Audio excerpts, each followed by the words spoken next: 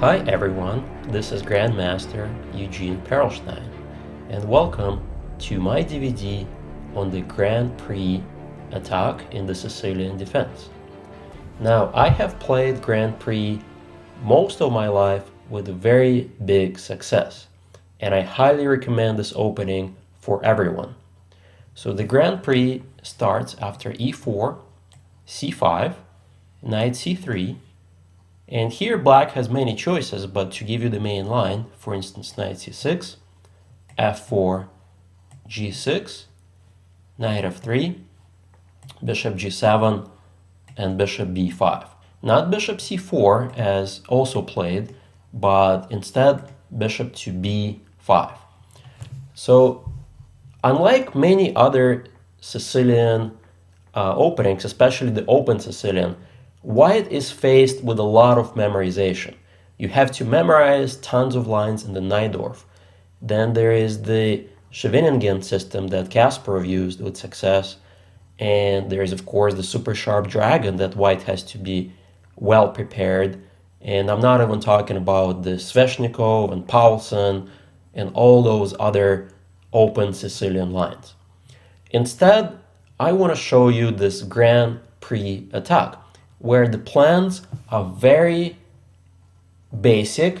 You have to know the ideas. Of course, there are some variations you have to know, but once you get the key ideas, you should be able to play this without much effort. So what is the point behind the setup?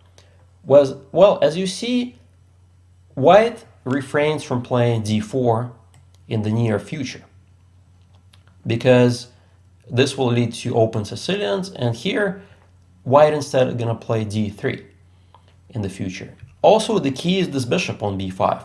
In the right moment, you want to take the knight and ruin black's pawn structure, either with b takes c or d takes c. Black is going to have double pawns and weakened pawn structure. But what's more important is that white, with these pawns e4 and f4, is getting ready to attack on the king side. And I will show you a lot of attacking possibilities where white ends up playing d3, and after castling, queen can come to e1, h4, f5, followed by very quick attack. And if black plays normal moves, black is going to get into a lot of trouble. So I will show you a lot of these different lines, and I will also show you if black tries to stop the Grand Prix with various ideas. But this is the main line, and I will show you the key concept after the move knight to d4. This is highly playable, either at the top level or the club level, and the idea is quite simple. Black has a very nice outpost for the knight, and also black is hitting the bishop. So here I highly recommend the move castle, and yes, black will end up getting our bishop, but that's not the end of the world. After knight takes, as you recall, white's plan is to play d3, eventually try to break open with f5. Look at this pawn structure. The bishop, let's say if the bishop was on e2, would only be on the way. It's not really participating in the attack. Instead, it's the dark square bishop that needs to get opened up. So the key is the c1 bishop and the c1 h6 diagonal.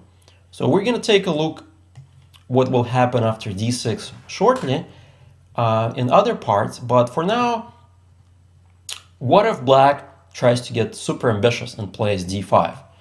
Really, this is the way to refute this opening, because if black manages to blow open the center, black's bishop pair, this beautiful bishop on g7, and eventually this bishop, will have a pretty dominant control of the board. So after d5, white has to take. Obviously, queen takes loses to a simple fork. Oops, and game's over. But of course, black is not going to do that. Instead, the more tested move is a6. Hitting the knight, knight comes to c3, and now knight to f6. So if white is not careful, and let's say white plays something like d3, then black solves all his opening problems with knight takes pawn. Well, as you see that this is a strong knight, black is hitting the knight on c3, and white will have to resort to passive measures after the move bishop to d2. Really, white cannot hope for any opening advantage. So what to do, the question? Well, here white has a very nice idea to his disposal. This move d4 exclam. This is the move which actually leads to a very cool endgame that was suggested to me by my coach Roman Djindjikhashvili, and I won one of the beautiful games when I was a junior at the US Junior Championship against a very strong international master, Greg Shahari. So let me show you what happened, how we got to this endgame. So obviously if c takes d, queen takes, this pawn is defended, the knight is pinned, and so white is simply up a pawn. So the critical line is, what if black simply takes on d5? And now d takes c, exclam. Well, you may wonder, can just black take on c3 and ruin white's pawns? So knight takes, and now queen takes d8, very important move, intermezzo to stop black from castling. King takes, and b takes c. So this position is the fundamental, you can say, point if black can try to punish white for playing this Grand Prix setup and giving up the b5 bishop. Because if this position is great for black, then the whole setup is really no good. And initially it does look like this position is pretty bad for white. Just look at these tripled pawns. These are just really weak pawns, you may say. In addition, black has the bishop pair. These beautiful bishops are, playing and covering a lot of squares. So at first, you may say black is just better and this position is no good. But with deeper analysis, you will notice that white also has some very important trumps. Number one is that black's king is stuck in the center.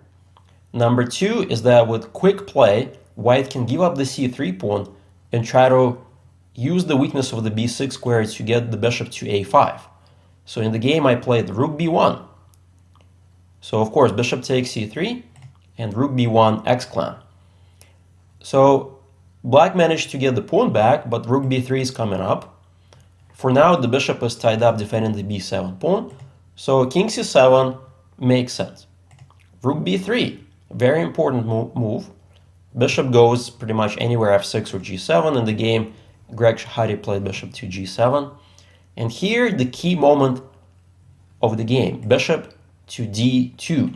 This variation is extremely important in this theory, and subsequently there has been a number of games where white won quite nicely, but this game is really the key to illustrate you the point. So bishop a5 check is coming up, and really there is no easy way to stop it. For instance, a5 is going to run into rook b5, and this pawn is just weak. So he played bishop e6, logical move, trying to attack my rook. And now bishop a5 check, exclam. Well, it turns out that black is faced with some difficult decisions. Do you play king to c6 and potentially get your king under attack after I play rook b6 check? Or do you move your king back, let's say king b8, and block your own rook? Well, obviously after king to b8, I can simply move my rook out of danger zone, right? I can just simply drop the rook either to, for instance, a3 or even e3, and eventually mount the bishop on b6. Or I can even play rook b1 and give up the a2 pawn, followed by rook d1. And with the bishop on b6, I have a very simple plan. Double up. So I'm going to play rook d2 and double up. And then play rook d8, which is going to be pretty devastating for black. So basically, black is going to play without the rook on a8, and the position is just difficult. So therefore, after bishop a5 check, in this position, Greg played king to c6. And this is the key position. The question is, can white have enough firepower without the queens to mount an attack? Well, you'll see shortly. Rook b6 check, exclam, driving the king up. You have to take the pawn. King c7 loses to discover check. And of course, king d7 is no good. So after rook b6, king d7 is no good because either rook d1 check or even rook takes b7 check. So king takes c5 has to be played. Knight d2, very important move. The knight is coming to e4, and the king is starting to feel very uncomfortable. So Greg played rook to c8. And now if I play knight e4 check right away, the king comes to d4. I can give this check, king takes knight, bishop takes. It looked promising, but I don't really see a way to checkmate the king. The king can try to escape to f5. So instead, I play a really sneaky move. I know that the king doesn't really have a lot of moves here. I know that black doesn't have any threats. Basically, he's playing without these rooks for now, especially the a8 rook. Rook to d1, exclam. Now, this is the key move that pretty much underscores white's attack. Knight e4 is coming up, and there is really no easy way to play. If black tries to stop it with bishop d5, then c4 exclam, and of course bishop takes, loses to beautiful checkmate, knight to e4 mate. So bishop d4 check wouldn't really help. I can simply move my king out of the way, and the problems are still up in the air with c4 and knight e4, and position is just very difficult to defend. So after rook d1, king d5 was played. This is very dangerous, of course, and at this point black is totally lost. So now white needs to play a few precise moves to finish the game. c4 exclam, king d4. So the question is, do I have any nice discovered checks with my knight? And you know what? I couldn't find any, because if I play knight f3 check, maybe king e4, and then the king is threatening to take the pawn or even run to f5. And knight b3 check, well, same exact problem. The king tries to make a run for it. So it's one of those positions that I have to come up with another good move. Rook to b3 exclam, cutting the retreat of the king. For now, the knight covers these squares. The bishop can come to c3 with check, threatening to win the bishop. And of course, the main idea is, of course, bishop b6, check, and king has no moves. So Greg plays rook c6, stopping the main idea of bishop b6, but bishop c3 is still there. King e3, bishop takes g7, discover check. So white just wins a piece, but king e2 hitting both of these guys. So it looks as though white should be winning, and you are right. You just have to find a few accurate moves to finish off the game. So I played in the game rook to f1. I'm giving up the knight temporarily, but I'm going to go for checkmate. And here black already resigned. Well, if you can find a way to win after king takes d2, it's actually not that hard. You can try to pause the video and figure it out. It's a forced checkmate. And the idea is, of course, you got to drive the king to the back rank. Rook f2 check. Obviously, king d1, king e1 lose to rook b1 mate. So king c1 only move. Now bishop b2 check. Of course, king d1, there is simply mate and 2. Check and mate. And finally, if king b1, then all I have to do is give a very nice discovered check. For instance, I can play bishop d4 check, driving the king, and now bishop e3 check, and now mate, next move. So the game was already lost when the king got to the middle. So let's rewind. And this just shows you how devastating this attack could get.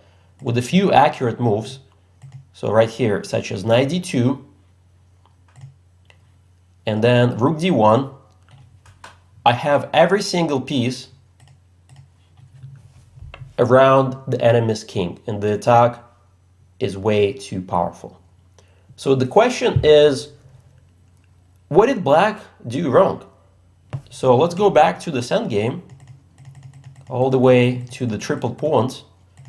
And as I mentioned earlier, this endgame is not that simple. White has a lot of options, attacking possibilities, and one of the key concepts is that pawn being on a6. When white's bishop came to the a5 square, the position was already very difficult. So this is already a very difficult position for black. And as I mentioned, king b8 or king c8, you're basically playing down a rook, and king c6, you get very powerful attack for white. So this is one of the fundamental ways. If black tries to play early d5, you have to know this endgame, and you have to know that white has a very powerful attack. So this kind of game introduces you to the possibilities which are out there in the Grand Prix attack with bishop on b5.